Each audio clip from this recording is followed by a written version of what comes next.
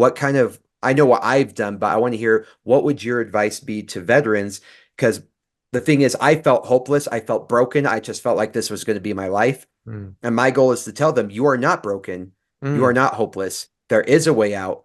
And if you're listening Definitely. to this and you're a veteran, the guy, there is a way out. There is hope and it's beautiful on the other side. And you're probably going to be better off after this than you were before you went in the army. And you talk about predispositions. They did a study in people who had uh what's it called? Decreased size, decreased volume of their hippocampus were like 30 times more likely to develop long-term PTSD. And like, so the thing is, what would Dr. Anthony Chaffee's like prescription or recommendation be for somebody who feels like they're trapped in that situation? Well, I would definitely tell them that they're not trapped. This isn't a problem with them. They're not broken. Their brain's not broken. It's just they're being exposed to things. They're screwing with their body and their brain. That's going to happen to anybody. And when you put somebody in a very high stress situation, seeing and potentially having to be involved in pretty horrific things, and you're stressing them out and putting these horrible chemicals in their body, something's got to give. And so it's not them, they're not broken, it's just their environment. They need to change their environment. And so even if you can't go full carnivore, just get rid of the junk food, get rid of the processed food, get rid of the seed oils, the sugars, and the processed carbs. Eat whole food, eat meat, eat animal fat. Your brain's made out of animal fat. You need those nutrients. They're not just calories. It's an essential nutrient. They're essential fatty acids that you have to have, especially for your brain, or you get sick and die. They're essential fat soluble nutrients that you have to have, or you get sick and die. And so these are vitally important nutrient sources that you need for your body and your brain, especially. If you can cut out carbs, go ketogenic. You will see your brain and your attitude and mental health improve dramatically if you cut out these carbs and start eating a lot more fatty meat. And if you can go all the way carnivore, I would definitely do that. Dr. Georgia Ede, who's a Harvard trained psychiatrist and was a professor at Harvard for a while, she wrote a book called Change Your Diet, Change Your Mind. She goes through the stepwise progression. Just cut out the junk food. Okay, now try to limit carbs. Okay, if you can get rid of all your carbs, even better. And then if you're still struggling and it's still not everything that you need, go carnivore. She has a whole chapter on just the carnivore diet and how this can be the best method to improving mental health, including PTSD. And then, like you say, there's other sorts of things. Sleep is so important. I mean, sleep is everything. That's how our body and our brain repairs itself, and that's when our neurons start turning off and recycling and cleaning up all this damage that has happened throughout the course of the day. Every minute we're awake, we get low-grade brain damage, and when we're sleeping, that's when we repair that. So it's vitally important to prioritize sleep. Get out in the sun. Like I said, if you get sunlight in your eyes, you are going to trigger BDNF, brain-derived neurotropic factor, which will stimulate the hippocampus and other parts of the brain to grow and build new connections and stronger connections in throughout the brain. Of course, that's going to help you. Exercise, it's going to do the same thing. You're going to increase BDNF. It's also going to improve your hormones. It's going to upregulate growth hormone, which helps keep your tissues young and under repair. In women, it will optimize their hormones, and men will optimize your hormones. High intensity exercise, sprinting, lifting weights. Those are the ones that are the Jujitsu. best. Exactly. So high intensity. Yeah. Well, but Sorry. that high intensity sort of work, Yeah. right? I mean, because I fought pancreation since I was a kid. It's a high intensity. You are busting your ass. You are working, even if you're doing kickboxing or boxing or whatever, and you just wailing on the bag and just training. You just go maximal exertion as hard as you can for as long as you can. Take a break, do it again. All those things are great, and it's also fun. And it gets your body moving. It gives you something to do and get your mind off of and away from all of these negative things as well. It probably gets you into a social group. You can actually start having different sorts of friends outside of your normal friend group, and that can be really helpful and cathartic as well for these sorts of things. Being in the sun, physically in the sun, those UV light that penetrates your body. If you ever took a flashlight in a dark room and put it on your hand, it glows right through. That light comes right through. Light penetrates actually quite deeply, especially sunlight.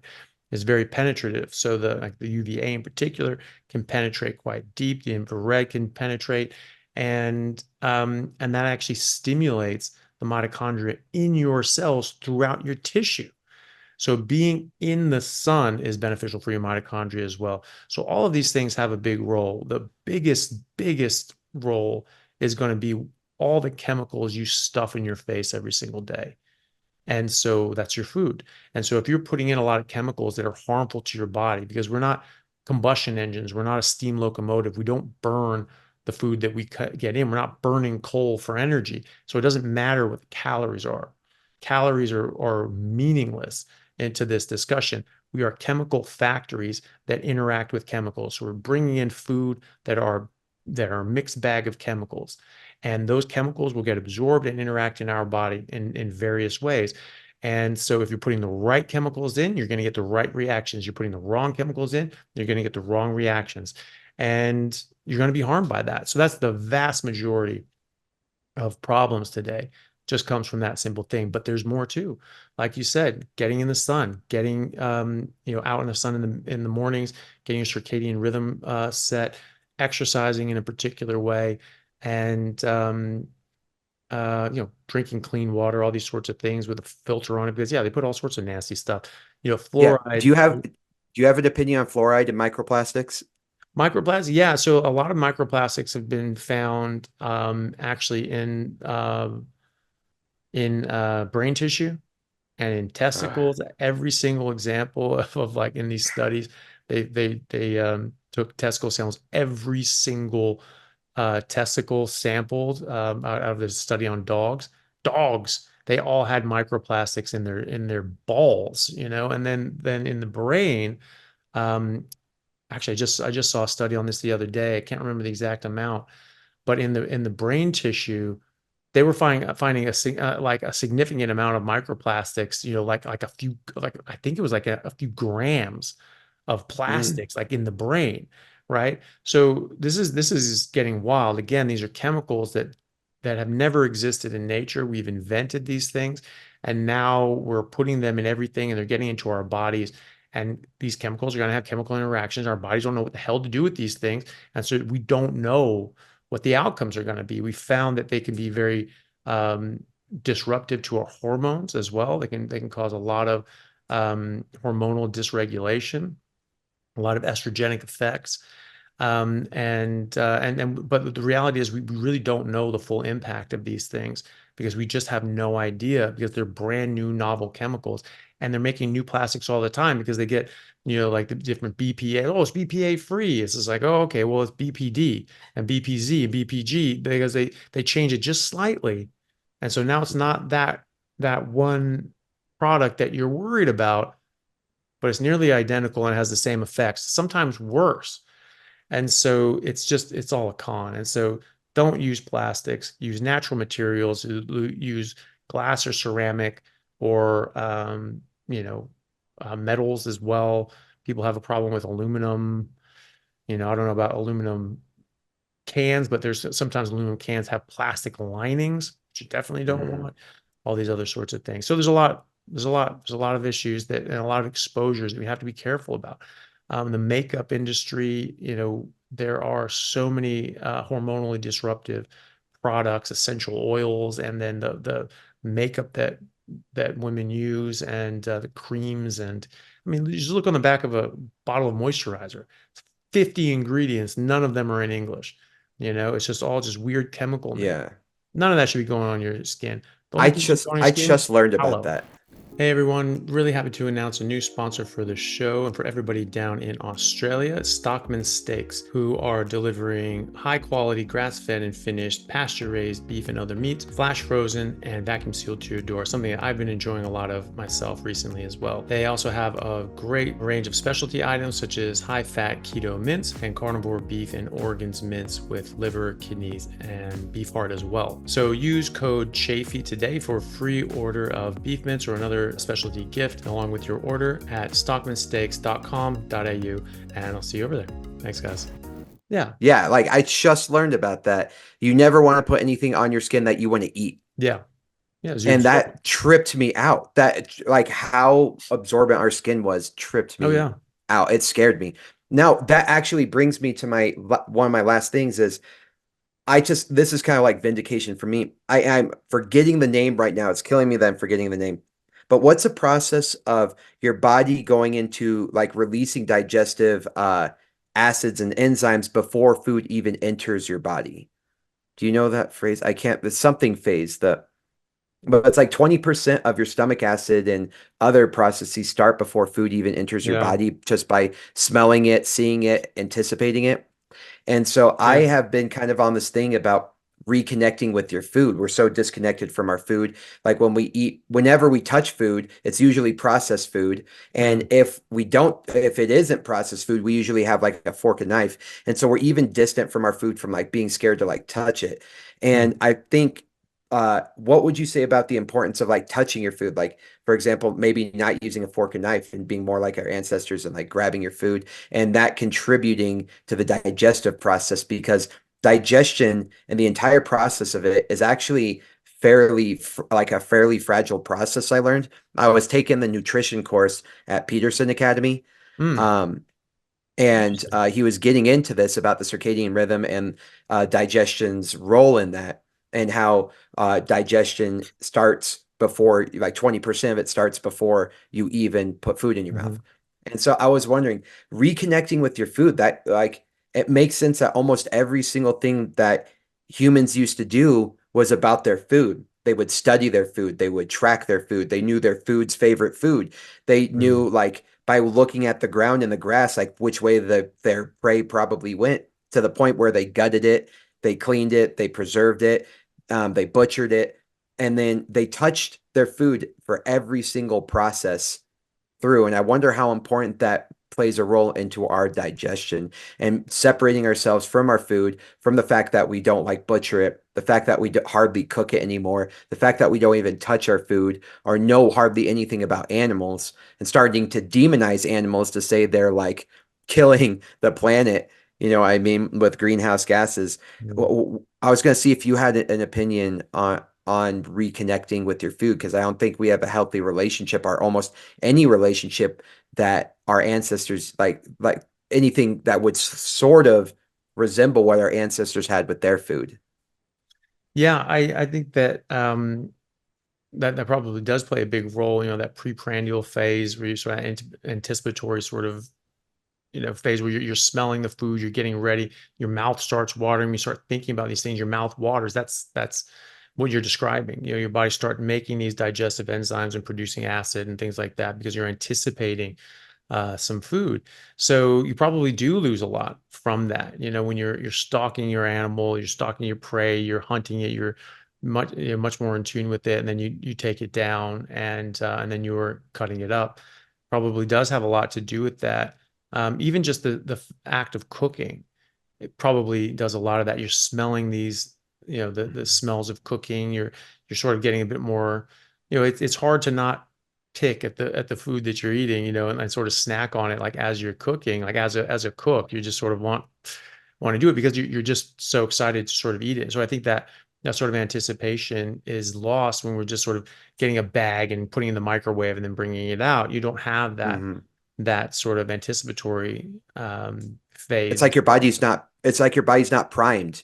You know, like No. before it was like it's getting prepared and now it's just getting food and food it doesn't like into its Yeah. body without like any preparation. And now it's playing catch up. Yeah. You Yeah. know, I just wondered if you like had looked into that, if that I think I, that yeah. greatly can negatively impact our digestive processes. Yeah, well, I haven't looked into it specifically, but it does it makes sense to me just thinking about it, as having that early anticipation and and just thinking about it. Because the thing is that every time, because I do cook all my meals, and I've always prepared all these sorts of things.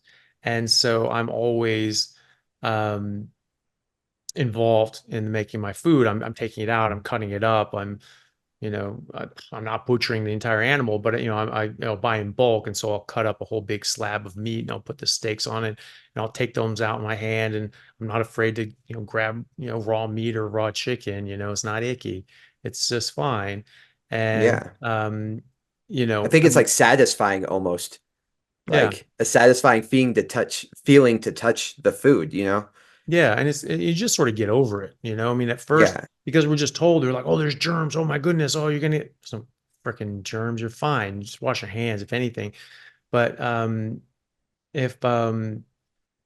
if if I'm like driving, I have just brought steak with me in the car, and maybe I'll cut it up into chunks and use a fork. But sometimes I'll just make a T-bone and I'll just have that on a plate and I'll just hold it by the bone. And I'm just eating that like a Mhm. meat lollipop, as I'm Yeah. driving. I'm going like a road trip or something. That was I just had car steaks, and Yep. that's what I had. Um, I haven't looked into whether how much that affects it, especially like the touching, the physical sort of thing. But I would absolutely think that just the act of cooking and having those smells and looking at it and anticipating it is definitely going to do that, because I've certainly noticed that in myself, to the point that when I get home and I'm anticipating this so much and I want it so bad, like I can't even wait for the pan to heat up. I just started eating the steak raw Yeah. because I'm like, I need to eat this, you know? And Well, yeah. Like when you read a book, they talk about how like reading an actual physical book is a lot better than an ebook because you're mhm, seeing the progression, like yeah, as you go through, you're feeling it, you're experiencing it. And so like that's why I was kind of asking, like, do you think yeah, it goes back all the way to hunting? Because it's like, oh, I didn't get the catch, so I'm not going to eat later, but I did get mm, it. So it's like, oh, like your body knows yeah, every single process on the way through. So it knows when yeah, to prepare that. It's like it's so intertwined and entangled with like your life is so entangled with the food that you eat that mm, it's kind of like matching in every step in a harmonious way. And but this leads me to my last question is grass-fed versus grain-fed. I've heard you talk about it a lot, but I just want to kind of throw in a caveat because you kind of say like in the Olympics, it's like grain-fed beef is like second place. It's still better than everything else, right? And well, grain I finished. Yeah. accident oh sorry, yeah, grain finished. So I actually accidentally ran into this experiment where we're kind of like in the middle of a move, and I'm shopping at a new store now rather than driving all the way across town for my butcher shop, and they are grass-fed, grain-finished. But I was only buying grass-fed, and I didn't even realize I was doing it. I was just getting the stuff that looked the best. And uh for the last 3 days, I have my energy level is just like through the roof. Mm, Like I already felt incredible on carnivore, like my life was saved, and now I feel like even more of like a superhuman, like the hmm amount of um I guess like energy and willingness and just like I know excitedness to be alive at every mm. step is just been incredible. And then I'm thinking, what am I doing differently? Because I'm like, I'm still getting outside, I'm still getting in the sun, I'm still grounding. And then I realized, like, oh, I'm getting like different meat. And I realized all the meat I've been buying is grass fed. And so I don't, that was weird to me because to me it wasn't that big of a deal. But I'm kind of like in a bias now that I think grass fed might be extremely important and maybe like a missing thing. What do you have? Like I know you've talked about a lot, but would you mind like kind of putting your 2 cents on that? Yeah, I've never felt better in my entire life than when I had a 10-year-old grass only cow. It had only eaten grass its entire life. It was 10 years old, had a lot of time to lay down a lot of nutrients and build up a lot of nutrition and health. And I felt supercharged on this stuff. It was like I literally, it was just like it was next level. And I know exactly what you mean. Like I felt like a superhero on carnivore, and then I had this stuff, and it was just like, you know, I was I was Superman instead of Spider-Man. It was just like, oh my Right. God, it's just like next level superhero. And so, no, there's definitely a difference. I mean, there's objectively a difference. You have different um, constellation of fatty acids and relationship and amounts of DHA, EPA, and omega-6 arachidonic acid. But also the micronutrients. There are regeneratively raised, grass-fed, and finished farms that have published their results, and they're compared to USDA is 4 or 5 times the number of micronutrients. So there's an objective difference. How much of an effect does that have on overall health long term and getting diseases or whatever? We don't know. We don't have any studies on that. Um, for just general health, people do pretty well.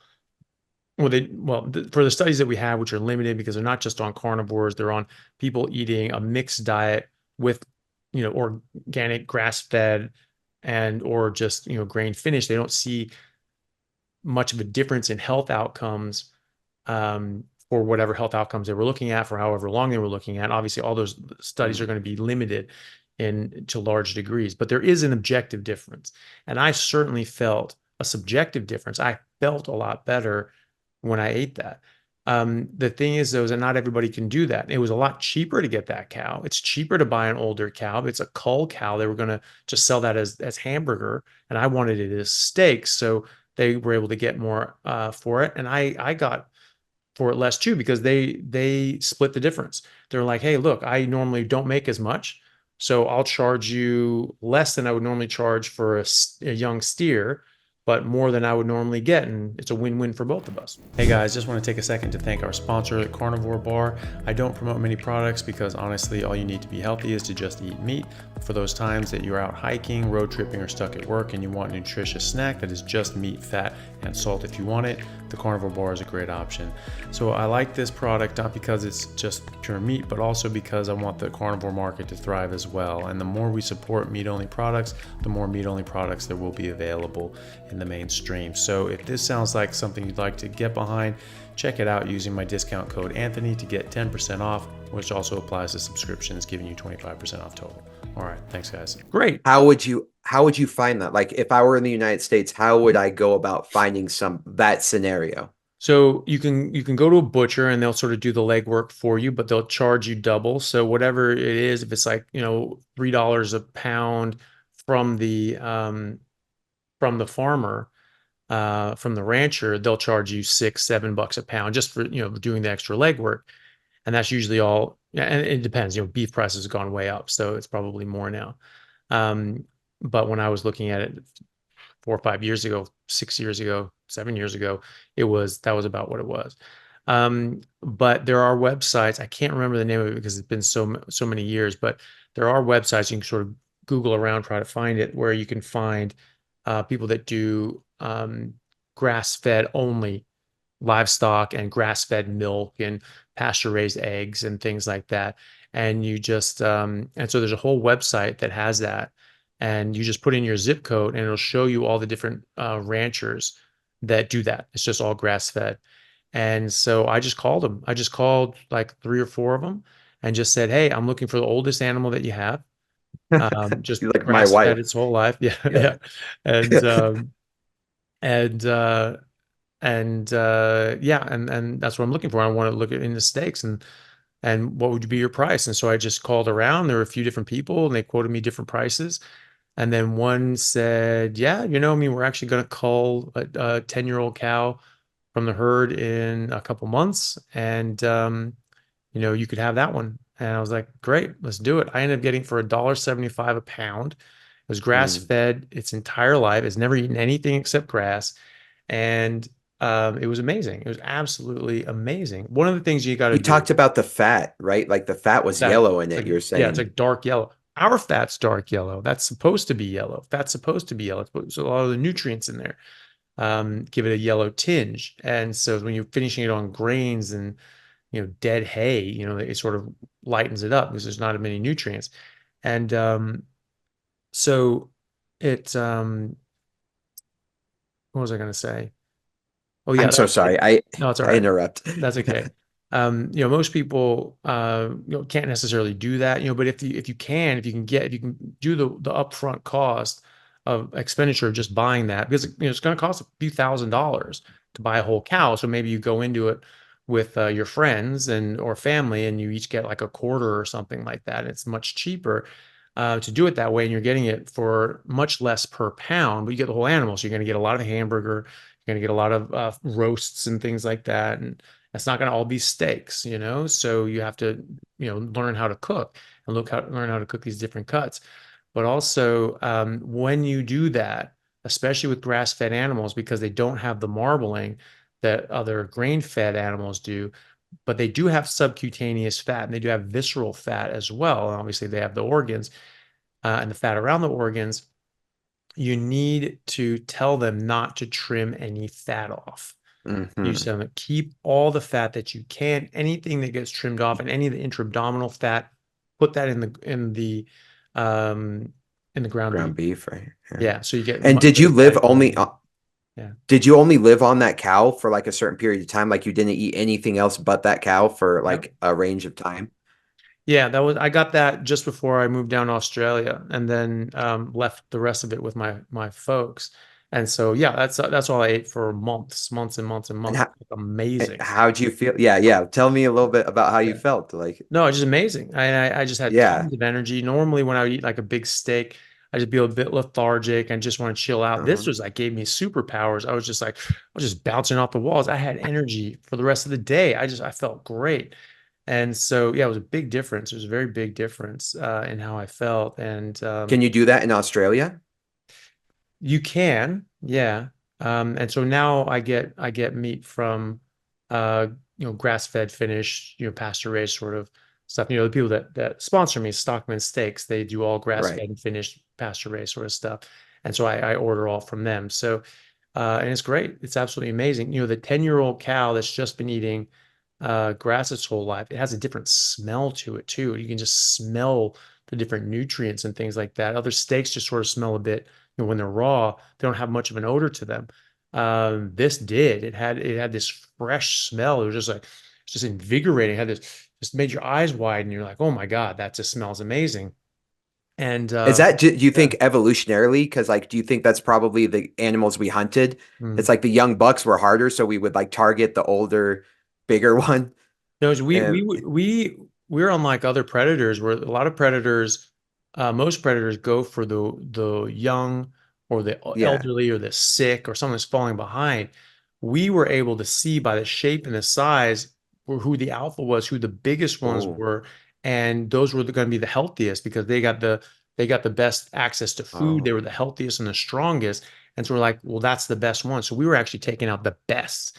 And so, but yeah, that smell, I mean, you're smelling the nutrients and you're smelling, the different things that can be beneficial to you.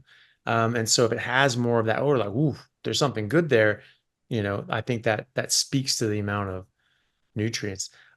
Chad, unfortunately, I have a Yeah, meeting totally. starting, and unfortunately, I got to run. I'd love to keep talking to you, but unfortunately, ran out of time. So great to talk to you, man.